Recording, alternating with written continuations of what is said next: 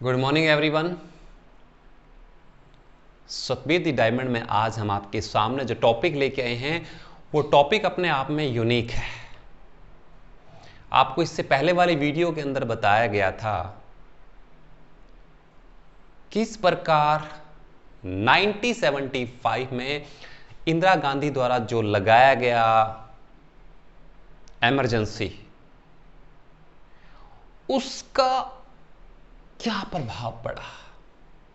कारण मैं आपको बता चुका हूं, लेकिन आज हम डिस्कस करेंगे उसका हमारे भारत के ऊपर क्या प्रभाव पड़ा, चाहे वो पॉजिटिव है चाहे वो नेगेटिव है।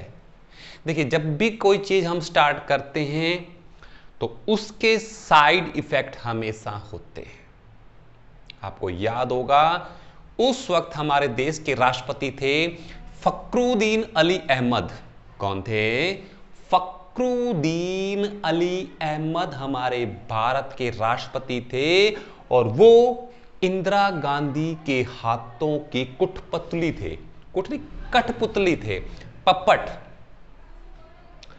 दोनों ने मिलकर भारत के अंदर माना कि इमरजेंसी लागू कर दी।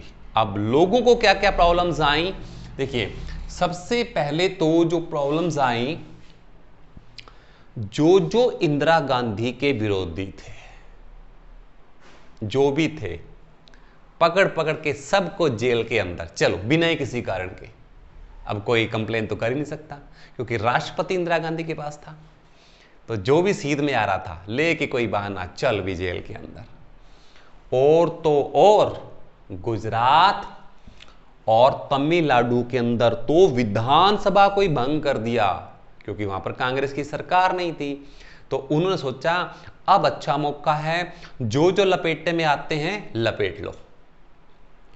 तो जो बेचारे विरोधी थे अब वो कोई कंप्लेन तो कर नहीं सकते थे।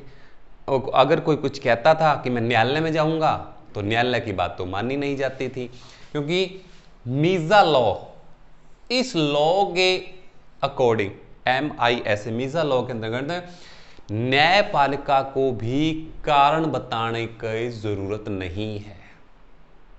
इस लॉ के अंतर्गत अगर इमरजेंसी लागू हो तो न्यायपालिका भी आपसे रीजन नहीं पूछेगी। तो कांग्रेस सरकार ने एक एक करके चुन चुन के जो विरोधी पार्टी के नेता थे उनको उठा उठा के जेल के अंदर पटका, ठीक है, और उनके साथ अत्याचार किए। फिर जो प्रेस, हमारी प्रेस है, उसकी आजादी के ऊपर भी प्रतिबंध लगा दिया गया। हमारी जो प्रेस है, जो हमारी न्यूज़पेपर है, मीडिया है, बिना गवर्नमेंट की परमिशन के वो कोई भी आर्टिकल पब्लिश नहीं कर सकती थी। मतलब दिन दिहाड़े गुंडागर्दी, इमरजेंसी के नाम पर लोगों का बुरा हाल हो गया था। जो हमारा कानून व्यवस्था थी पूरी तरह से चौपट हो गई थी।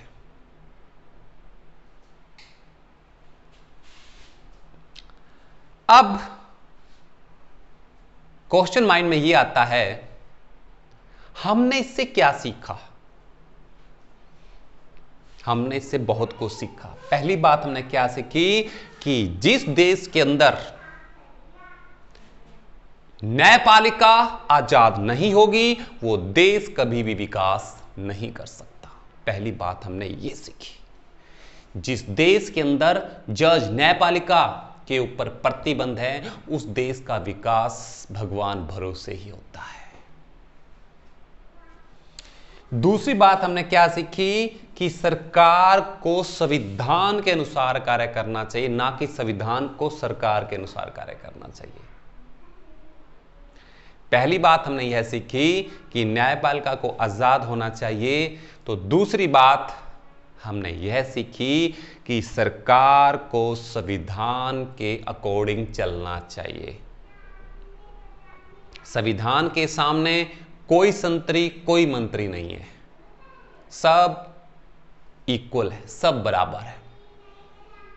किसी भी व्यक्ति के साथ कोई भेदभाव नहीं होगा। लेकिन इमरजेंसी में ऐसा नहीं हुआ। इमरजेंसी के अंदर लोगों के साथ अत्याचार हुआ। यहां तक कि इंदिरा गांधी खुद भी चुनाव हार गई थी, उसके बावजूद भी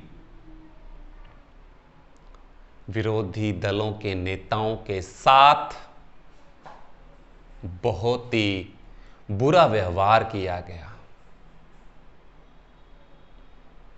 राष्ट्रपति उनका खुद का था, वो तो पप्पट था, कठपुतली था। उसको जैसा किया कहा गया उसने वैसा ही किया। ऐसा समाज तरक्की नहीं कर सकता जहां पर सरकार तानाशाह बन जाती है, और एक्चुअल में वो तानाशाह का ही एक रूप था। अगर कोई फरियाद करता कि ये ऐसा क्यों हो रहा है, तो उसके सामने एग्जाम्पल दिया जाता, इमरजेंसी लागू है भाई, इमरजेंसी। और तो और आपको याद होगा संजय गांधी ने किस प्रकार से जबरदस्ती लोगों की नसबंदी शुरू करवा दी ताकि जनसंख्या को कंट्रोल करना है। अरे जनसंख्या को कंट्रोल करने का ये कोई साधन थोड़ा ना है। किस प्रकार लोगों ने घरों के अंदर छुप छुप कर अपनी जान बचाई। परिणाम यह हुआ कि उसके बाद कांग्रेस की बुरी तरीके से हार हुई। विरोधी दल का भी हमें क्या करना चाहिए, सम्मान करना चाहिए। इमरजेंसी ने यह बात सिखाई।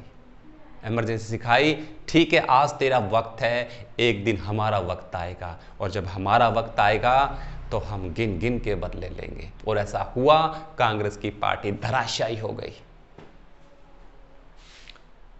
नागरिक अधिकारों पर बल दिया गया। इस इमरजेंसी ने हमें बहुत ही तगड़े क्या सिखाए, लेसन सिखाए। क्या होता है संविधान, क्या होती है सरकार। सरकार ने अत्याचार तो किए, लेकिन बदले में उसने अपना सिंहासन तो गवा दिया हमेशा हमेशा के लिए। आज के समय में आप ये देखिए कांग्रेस का कितना बुरा हाल है। आई होप कि आपको ये टॉपिक समझ में आ गया होगा। आपसे आग्रह है हमारा कि चैनल को सब्सक्राइब करना ना भूलें, ताकि आपके पास ऐसे यूनिक से टॉपिक आते रहें और हम आपस में समझ के द्वारा एक दूसरे के प्रॉब्लम को समझते हुए इसको आगे बढ़ाते रहें, ताकि हम समय का यूटिलाइज करें और आगे बढ़ते जाएं। जो सपने आपके रूप में आपके पेरेंट्स देख रहे हैं, वो सपने आपने ही पूरे करने हैं। बाकी एजुकेशन में कभी ज़बरदस्ती नहीं होती। आपका मन है तो चैनल सब्सक्राइब कीजिए, अगर नहीं है तो कोई ज़बरदस्ती नहीं, आप देख लीजिए वीडियो। ओके, कल हम आपके सामने फिर मिलते हैं इसी चैनल के ऊपर लगभग इसी टाइम के अंदर। कहीं मत जाइएगा। तब तक के लिए धन्यवाद।